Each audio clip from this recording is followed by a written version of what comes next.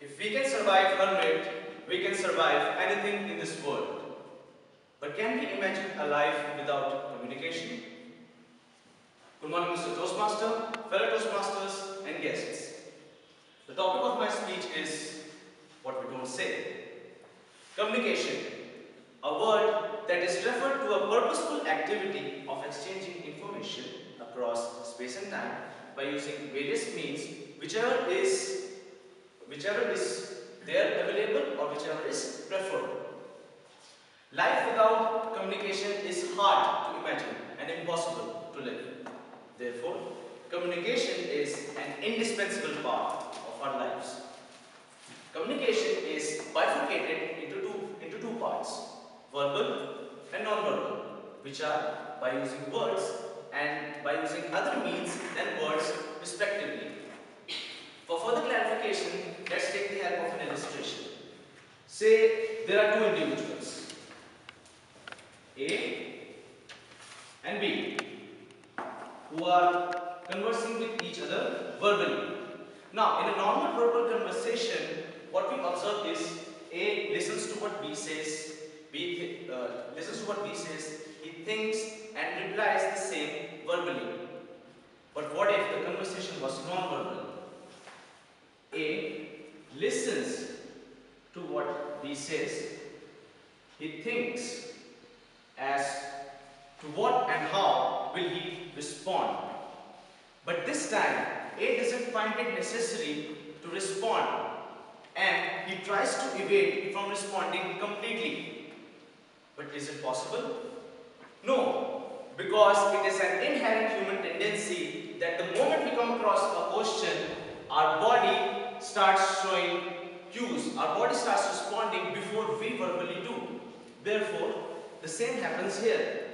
When A listens to what B says, his body starts giving cues to B, like different hand movements, leg movements, different gestures and facial expressions. Therefore, A unknowingly responds and B, who was a listener in the verbal communication, changes to an observer. Now, these kind of responses are what we don't say. I repeat, the response that A gave to B are the responses that we don't say.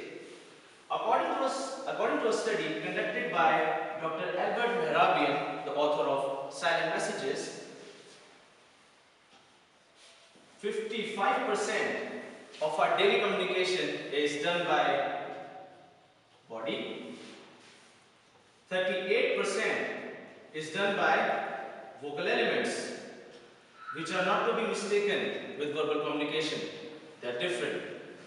And only 7% of it is done by words.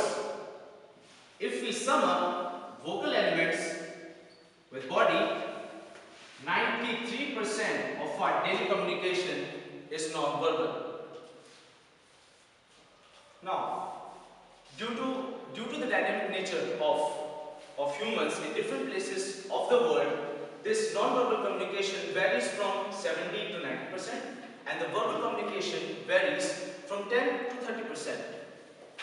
Since body is the predominant part of non-verbal communication, we'll just touch upon certain aspects of body language because it itself is a vast subject. The first aspect is the handshakes that we generally perform in our daily interaction with people. The first handshake is known as the glove handshake. This handshake is full of generosity and people perform it when they meet their friend after a very long time. The second handshake is one of the most common handshakes people perform and they are unaware about it. And that handshake is known as the dead fish. This handshake doesn't even look like a handshake. It looks like you're offering a hand to somebody and telling him to shake it. No, a handshake is supposed to be firm and assertive. But keep in mind, it should not be too assertive or it will turn into the knuckle grinder, also known as the tough guy handshake. The only way to get rid of this handshake either express the person, your discomfort directly or punching him in the nose. Now, the second aspect is the eye signals that we perform. The first eye signal is the social gaze. The social gaze includes the area of the triangle between the two eyes and the forehead. If a subject performs the social gaze, he is serious and means business. The second kind of gaze is, the first one was the business gaze. The second is the social gaze. This periphery is from the eyes to the mouth and is performed generally in social gatherings and with friends. The last gaze is the intimate gaze. This gaze is from eyes and it is done to any other part of the body. Generally, men and women perform this gaze to show interest in each other. And if the observer is interested, he shows the same gaze. Therefore, this was the gist that was all about body language.